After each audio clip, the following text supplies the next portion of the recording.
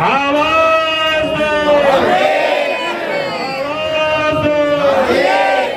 मलिन बस्ती एकता जिंदाबाद।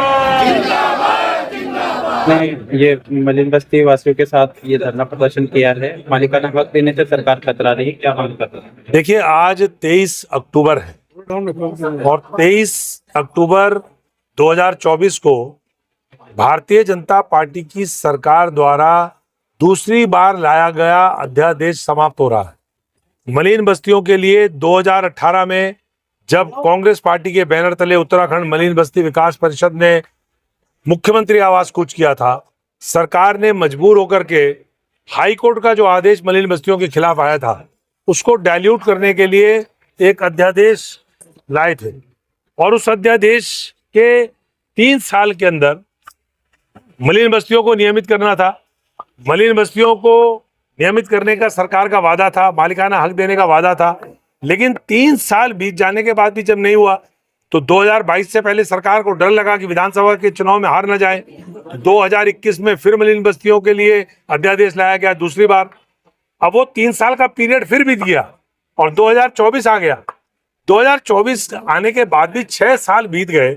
सरकार ने मलिन बस्तियों को नियमित करने के लिए, मलिन बस्तियों के लोगों को मालिकाना हक देने के लिए कोई नियमावली नहीं बनाई, कोई कानून नहीं बनाया। कांग्रेस की सरकार ने जो 2016 में नियमावली बनाई थी विधानसभा से पास करके, उसको सरकार ने इंप्लीमेंट होने से रोक दिया, जिससे मालिकाना हक देने की जो प्रक्रिया कांग्रेस की सरकार ने शुरू करी थी वो बाधित हो गई और उसके बाद हाईकोर्ट का आदेश आ गया। आज हमने देहरादून की इस मलिन बस्ती, जो सबसे पुरानी मलिन बस्तियों में से एक है, शास्त्री नगर खाला, यहाँ से संघर्ष का ऐलान किया है। देहरादून समेत पूरे राज्य की मलिन बस्तियों में अब हम जन जागरण चलाएंगे। मालिकाना हक और नियमितीकरण की मांग को लेकर के संघर्ष किया जाएगा और पूरे प्रदेश की मलिन बस्तियों में मैं जाकर के घूमूंगा, लोगों को जगाऊंगा, लोगों को बताऊंगा कि तलवार जानबूझ करके भारतीय जनता पार्टी की सरकार आपकी गर्दन में लटकाए रखना चाहती है, जिससे कि डर बना रहे और उस डर के कारण लोग, मलिन बस्ती के लोग इनको वोट देते रहें। ये नहीं चलेगा। राज्य में और देहरादून में, राजधानी में 40% आबादी शहर की मलिन बस्तियों में रहती है। उनके लोगों को मालिकाना हक सरकार क्यों नहीं देना चाहती, हम ये पूछना चाहते हैं। आज हमने यहाँ पर ऐलान किया है, अंबेडकर जी की मूर्ति के नीचे बैठ करके हमने संकल्प लिया है और यहाँ आज इस धरने के माध्यम से पूरे प्रदेश की मलिन बस्तियों में संघर्ष का हमारा आज का ऐलान है।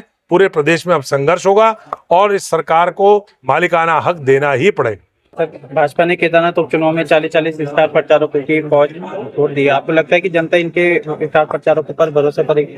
बद्रीनाथ में 60 किए थे, मंगलौर के लिए भी 60 किए थे। मंगलौर में क्या हुआ और बद्रीनाथ में क्या हुआ? केदारनाथ में 5 मंत्री पहले लगा दिए, अब 40 स्टार प्रचारकों की पूरी एक लिस्ट जारी कर रहे हैं। अब 40 नहीं, ये ला करके मोदी जी को गुफा में बैठा करके धुनी भी रमवा दें हम। अब भोले बाबा इनकी बात समझ गया। भोले बाबा को भी इन्होंने बहुत ज्यादा ठगने का काम किया। 228 किलो सोना केदारनाथ के सारे लोग पूछ रहे हैं कहाँ गया। सारे लोग पूछ रहे हैं कि गुफा का नाम क्यों चेंज हो गया। सारे लोग पूछ रहे हैं कि जो आपने धाम बनाने का कुप्रयास दिल्ली में किया था, वहां जो शिला ले गए थे वो शिला वापस आज तक नहीं आई। सारे लोग जानते हैं कि आप केदारनाथ, बद्रीनाथ, गंगोत्री और यमुनोत्री की यात्रा को डाइवर्ट करने की साजिश भी कर रहे हैं, वो भी लोग जानते हैं।